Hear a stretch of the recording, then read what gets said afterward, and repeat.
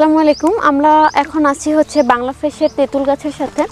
তো আমাদের সারা বছর তেঁতুল সংরক্ষণ করে রাখার জন্য আমরা হচ্ছে তেঁতুল পাড়ার জন্য আসছি।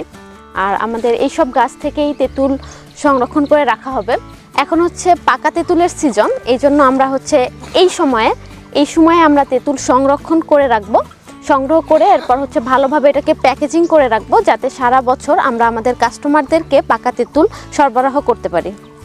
আমরা তেঁতুল কিভাবে সংরক্ষণ করব, আমরা হচ্ছে এই সিজনে এখন হচ্ছে পাকা তেঁতুলগুলো একদম পরিপক্ক যেগুলো আছে পাকা তেঁতুল, সেগুলো হচ্ছে সংগ্রহ করে আমরা একটা নির্দিষ্ট তাপমাত্রায় এটাকে প্যাকেজিং করে রাখবো, যাতে আমরা সারা বছর এগুলোকে হচ্ছে কাস্টমারদের জন্য সংরক্ষণ করে রাখতে পারি।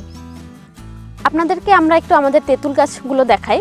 আর গাছটা কিন্তু অনেক বড়, অনেক বিশাল এবং যথেষ্ট পরিমাণ তেঁতুল আছে এবং তেঁতুল হচ্ছে এখন সবই পেকে গেছে। এখন হচ্ছে পাকা তেঁতুল সংগ্রহের উপযুক্ত সময়, এই জন্য কিন্তু আমরা পাকা তেঁতুল সংগ্রহ করছি। আর আমাদের ফার্ম হাউসে আমাদের তেঁতুল গাছগুলো কিন্তু বিভিন্ন জায়গায়, তো এক একটা গাছ থেকে আমরা সংগ্রহ করে এরপর ওয়্যার হাউসে নিয়ে যেয়ে সেখান থেকে হচ্ছে বাছাই করা হবে। আর বাছাই করার পর আমরা হচ্ছে স্টকে রাখবো, আমাদের সুন্দরভাবে প্যাকেজিং করে নির্দিষ্ট তাপমাত্রায় রেখে আমরা হচ্ছে পাকা তেঁতুল স্টক করব, যাতে আমরা আমাদের কাস্টমারদেরকে সারা বছর প্রোডাক্ট দিতে পারি।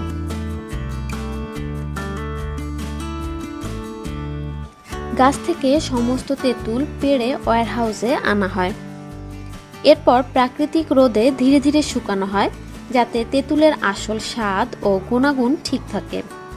শুকানোর পর যত্ন সহকারে খোসা ছাড়ানো হয় এবং ভেতরের শক্ত শির বা আঁশ আলাদা করে ফেলা হয়, যাতে অপ্রয়োজনীয় ওজন না থাকে এবং তৈরি হয় একদম পরিষ্কার ও প্রিমিয়াম মানের তেঁতুল।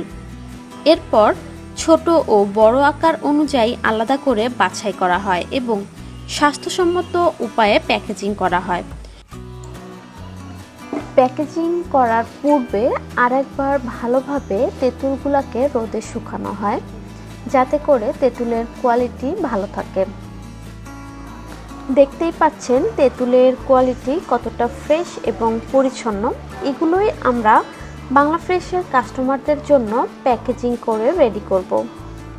সবশেষে সিল করা প্যাকেটে সংরক্ষণ করা হয়, যাতে তেঁতুল থাকে ফ্রেশ, পরিষ্কার ও দীর্ঘদিন ভালো।